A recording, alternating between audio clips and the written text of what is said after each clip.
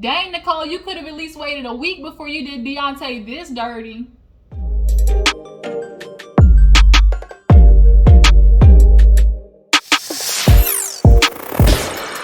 What's up, y'all? Welcome back to my channel. We right back at it like a smack at it. We gotta talk about love after lockup. I'm knocking out these reviews, okay? I just finished the episode, and basically all I can see is lies, fairy tales, fallacies, people living in la la land, delusional. It's just like, I just don't understand the logic of not being able to live in reality. I understand being in love, but I ain't never been in love to the point where it's just like rose-colored glasses. Like, I just don't know how to do that. I don't know how to not look at facts, real tangible evidence, and look at something and be able to tell, this just might not work out, right? But hey, everybody can't be as smart as me. So let's go ahead and break down this episode. If you're new to my channel, appreciate you for tuning in. Everybody else who has been patiently waiting on me, definitely just know I love and appreciate all the support you guys have constantly been giving me. And let's keep on going with this thing, all right? So let's open up the episode and go ahead and talk about Lisa and Stan. Y'all, Lisa came out, she went in, a girl came out of Butch. Quite that simple. When she was saying on the phone, oh my God, I look like my brother. I mean, I tried to give her the benefit of the doubt. You know, I was like, oh, she probably exaggerating, probably just a little insecure. But when she came out, man, Lisa could have been Larry. That's all I'm trying to say. She been in there 4 years, I think it was. A year or something. A year. I think it was a year. And Stan, he came over there with his toupee, trying to kiss and hug all up on her, and Lisa was not wanting it. She definitely immediately, you could tell, was just withdrawing from him. Basically, we get the backstory. She got 15 felonies. How, when, where, what, why? Like, girl, 15, 5 felonies. Not no just little petty charges. Felonies, okay? Man, white woman tears, I guess, work in her case.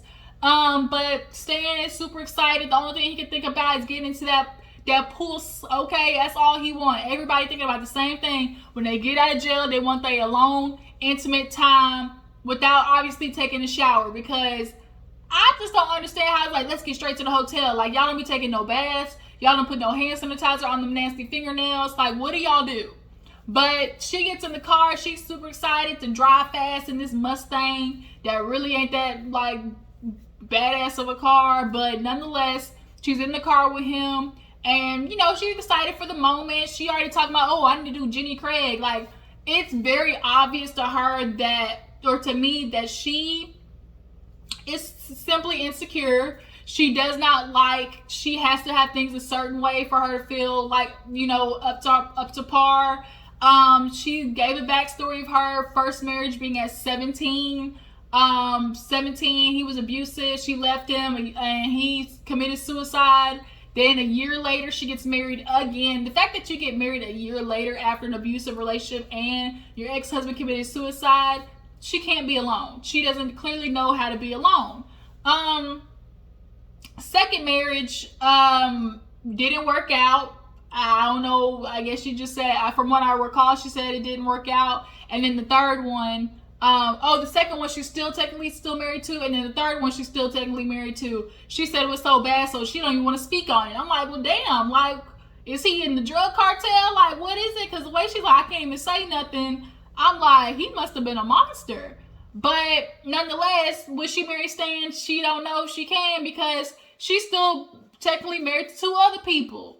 So her and Stan are on the way. He trying to, you know, get a little bit of cuddling, loving, all types of stuff. She wasn't having it. She gets a call from her son. Basically, the son was saying, look, Ma, you back out and stuff. Like, how can I depend on you to be there? You've been gone all my life, basically. You've been MIA. You're not dependable. Like, he's got anxiety about, oh my gosh, who's going to be there for me?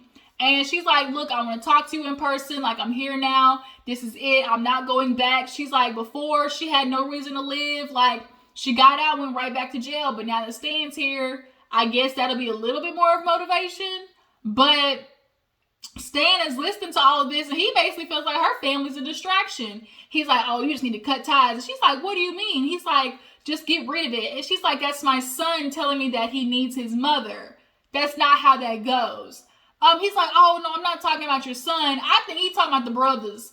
Or brother or whatever it is. The brother, he don't want no parts of it. He don't want to have to pay no more jail, no more bail, no more bonds, no nothing. He wants her completely secluded from her family.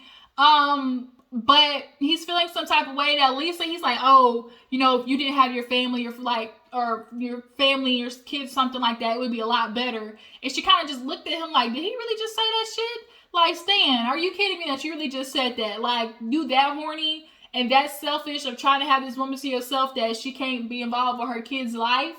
Like, for real? He worried about this dungeon, 50 Shades of Grey dungeon that he got downstairs. That's what he's really concerned about. Because she's showing the confessional with her little, you know, she clearly got the headband wig, the Instagram viral headband wigs, where you could literally just snap that whole wrapper across the top. Clearly that's what she got on. But it was like a whole ass leather straight jacket. Now, you know, a little bit of restriction can be fun in certain ways, but confinement, no, I ain't doing that shit. Nope. I cannot lose control like that. I cannot lose complete control of Nan's situation. I just don't know how. I don't have the ability to do that yet, okay? I don't trust people like that, all right? I'm Capricorn. Keep you at a distance for a long time. And even when we do start trusting, we always gonna keep our good eye on you, all right? So, yeah, so she basically, her and Stan get the freaky deakiness of each other, and she feels like Stan, he might be 60 something, but he gonna get hard. He gonna get a good lick at this, lickety split, fresh out of prison puss.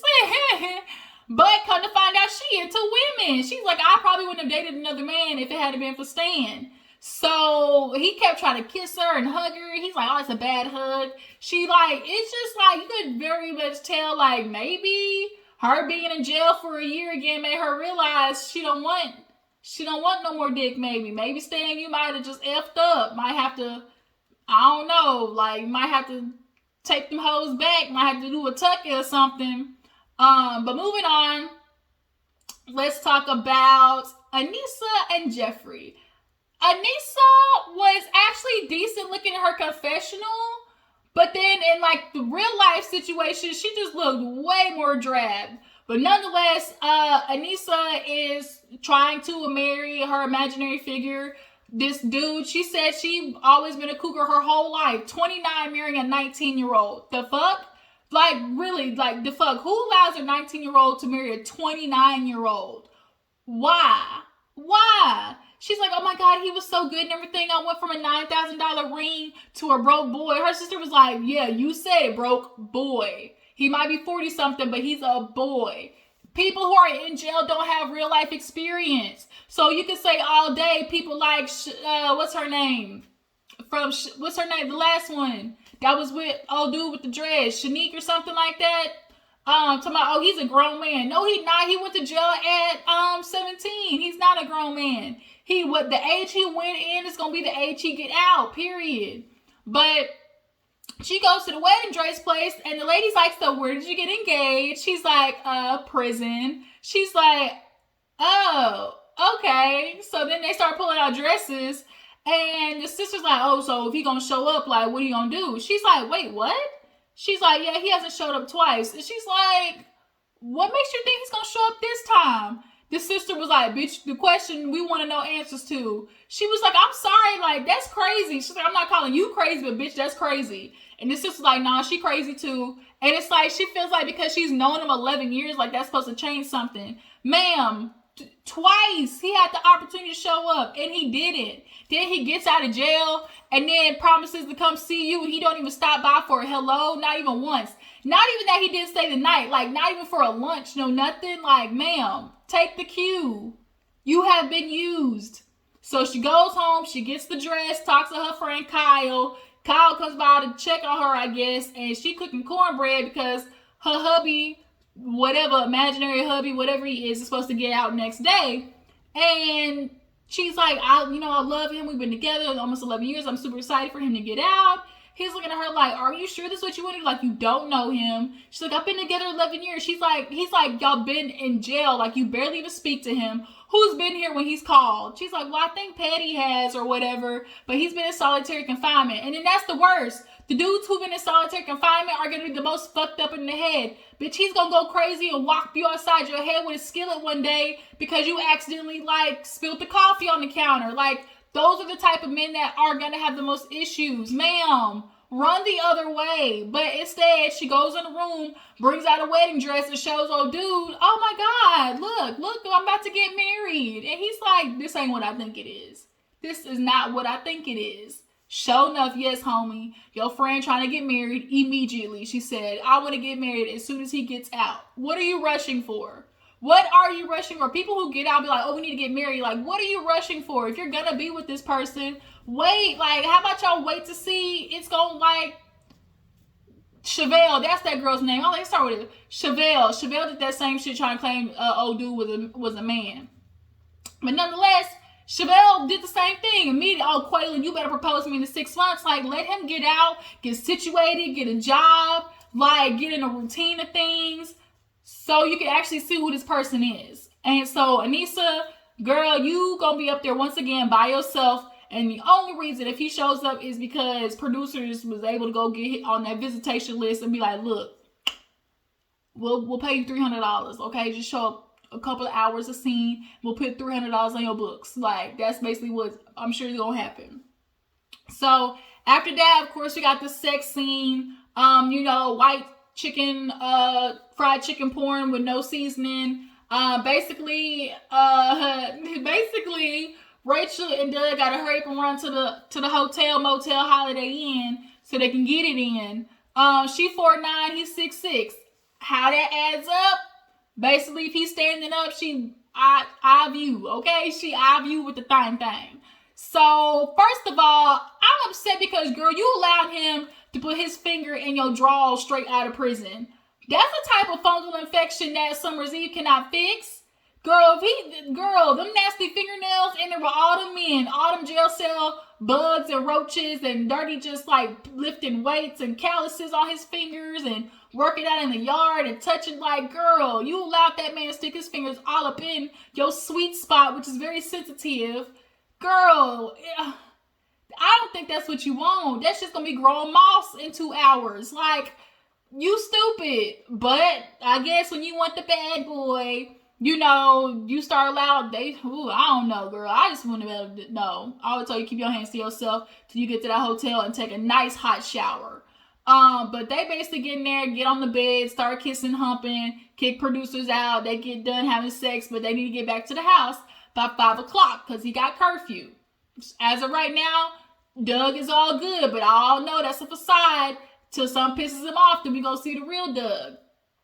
Basically, he said there was nobody who caught my attention, who could really, do what I needed. And I was trying to figure out what he meant by that, like, be what I needed. Like, what is that? What do you mean? What do you need from a woman?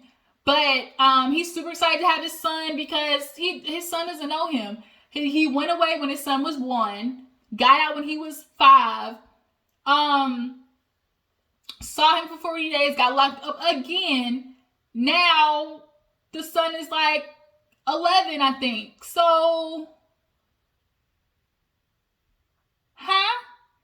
how you gonna play Daddy of the Year with this one? So they get to the house and he looking at the neighborhood like, oh shit, this is nice. Oh shoot, I'm gonna rob that one. I'm gonna rob that one. I'm gonna rob that one. And he basically was kind of laughing like, oh, when I come to neighborhoods like this, it was only because I was trying to steal something, okay? But now he's happy to live in a house like this. Rachel's got, the good life to him. So when she goes downstairs to fix him a bologna sandwich, he basically tells the producers, like, I'm going to be with her because she's stable. I got a roof over my head. My son going to be good. I don't want to fuck this up because basically we going to be living the life and we ain't going to be struggling back there at the Piggly Wiggly trying to, like, figure out how to make it to Salvation Army. Basically, Rachel, you have to be taking care of 2 grown boys. That's what's getting ready to be happening. So Brittany and Ray. Now, Brittany. I don't think I'm gonna like you, boo. I don't think I'm gonna like you. Because when they went to go pick up Ray, she was like, oh, is he gonna hug me first? I'm really gonna see if he's gonna hug me first, because if he doesn't, like, I'm really gonna feel some type of way. But too bad you couldn't get to hug him the first time he stepped out the car, because they swooped his ass right back in that van. Come to find out, they was like, no, like, we're taking it back to the facility. So they follow, because, you know, they want to make sure that they get to see him. So they all get there. They're waiting in the car, like, super excited. Brittany made sure she was going to be the first one to get out the car. I'm thinking she's going to be nice and polite, let the family go over there, hug their son, the person that, you know, helped give birth to him, raise him, people who have been in his life, you know, those type of important people. Brittany, like, she ran, like, she was just looking, and the next thing you know, she opened that door, like, started speed walking to that nigga, and she hugged him and started kissing. And so the dad was like, oh, you know, we'll just let them have their time or whatever. And I just kind of felt like it was so rude. Like, something about it, like, I don't think she wanted to take the risk of Ray walking over to see if he was going to hug them before her.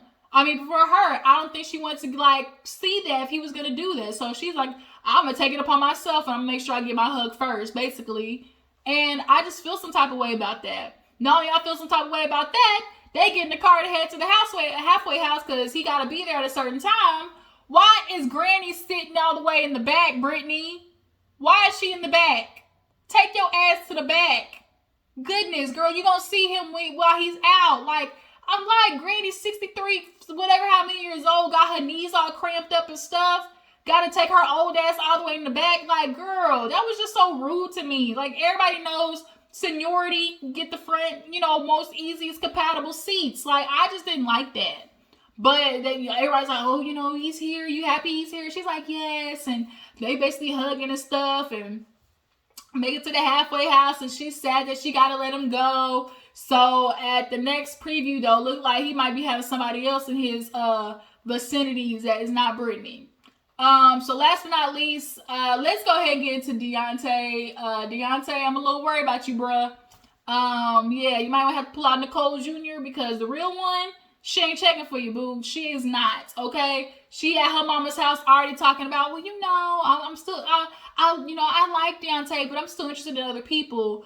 And the mom was like, specific one, though, and kind of find out her ex, Zach, they basically split because she was going to spend 4 years in jail. And it's like, if I'm going to spend 4 years, I can't, like, I'm not going to hold you from 4 years of something. So while she's talking about that, the mom feels around about how, well, when you went to jail, I was with your daddy, or I was with a man, but then I divorced him, and when you got out, now I eat puss. So it's kind of like, well, wait a minute.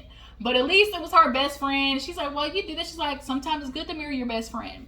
But she basically's like, well, if you gonna be talking to Zach, like, what about Deonte? Like, don't you think you need to be honest with him? Tell him, you know, be upfront. I'm glad the mom is getting some type of, you know, good advice. And she's like, well, you know, I really like him, but I mean, I don't want to be committed. Like, I just got out, and I really feel like I should be able to, you know, still talk to other people. She's like, so I think right now for what I'm gonna do, I'm just gonna let him take care of me.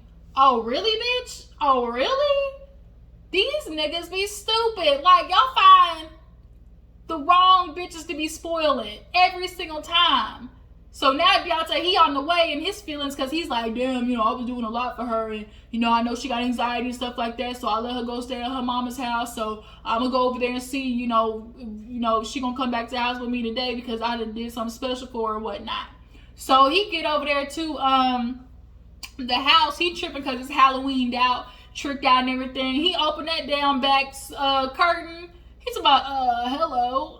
And the mom was sitting there like, hi. And he was kind of like, throw it off. And she was like, come in. She's like, why are you looking so scared? And he was just like terrified of her for some reason. I don't know. Maybe he didn't expect the mom to be there. He didn't expect her hair to be pink. I don't know what it was. But nigga stuck in his tracks. But nonetheless, he walked in the house, and she's like, you know, y'all talk, but I'm going to go, you know, rinse my hair out. So basically he reveals like, oh, he's in love with her. You know, he's been faithful to her. And, you know, she's like, well, how do you mean? Like, there's no other women? He's like, no. He said, and I've made sure of that. She's like, well, how can you make sure of that? He's like, well, I got a sex toy. I named her Nicolle Jr. That's weird. First of all, why are you telling somebody that? Secondly, why are you telling her mom that? That's nasty. Nasty. Bruh, ain't nobody tripping about you having no sex toy, but like, the way you just be like flopping that thing around, then you putting it in the dishwasher with your dishes, with your nasty ass. But she was just kind of like, okay, as long as you're taking care of my daughter, you know, everything is good. Now, the mama went outside and was like, you know, I'm concerned about her because, like, she's thinking more materialistic. You know, she's really into the material things, and that's what I'm concerned about. And so when she was in there washing her hair, Deonte reveals, well, you know, I'm not going to hurt her. Like, I really love her because we're engaged. Mama's like, engaged? He's like, yeah, I gave her a ring, you know, and she said yes. So she goes to the back and was like, why the fuck did you tell me you was engaged? She's like, we're not. We're not at all. So basically she explained it as, I told Deonte, hey, can you get me a ring? He took that as, oh, I'm going to get you a ring. And he was like, oh, well, I guess we going to get married. And she probably like laughed, joking it off like, yeah, we going to get married. Like, I don't think she meant it seriously. But with Deonte, you know, he a little slow. Ain't all the gears clearly ain't, you know, running. They need a little grease, a little WD-40. So maybe he just is so ready to jump into the relationship that he took that as a green light. But she let him know, bitch, that ring was only for everybody else in the prison to see that I was taken, okay? I don't want none of you hoes trying to come in my bunk bed in the middle of the night, basically.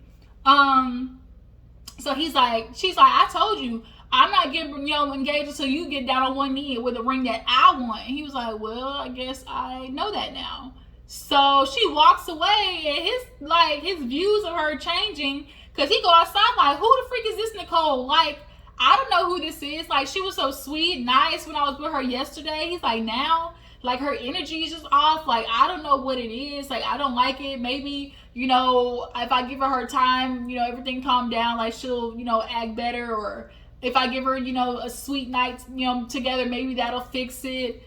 And he's just, like, realizing, like, I think he's realizing, like, bitch, I done got played again. He's like, oh, you know, I love her. I can't deal with the heartbreak again. Like, I can't do it, but I don't want to leave. So clearly he's going to ride this shit out. He's going to ride this bitch till the wheels fall off and get his heart broken again, okay? And have his pockets broke, too. You're going to end up right back at your mama's house. So that was everybody on Love After Lockup, y'all. Tell me how you feel about Deonte, you know, giving all that money to Nicolle already. Why do you guys think that, or do you think that Lisa will have sex with Stan or do everything she can to stay away from him? Like, maybe she's possibly back into women. Do you guys think Jeffrey is real, or is Anissa delusional? Okay. And last but not least, what is your opinion on Brittany? We haven't seen much of her, but what kind of vibe are y'all getting from Brittany? Let me know down in the comments. I appreciate you for tuning in. Make sure you guys tag, post, you know, share, all that good stuff, and I will catch you later. Deuces.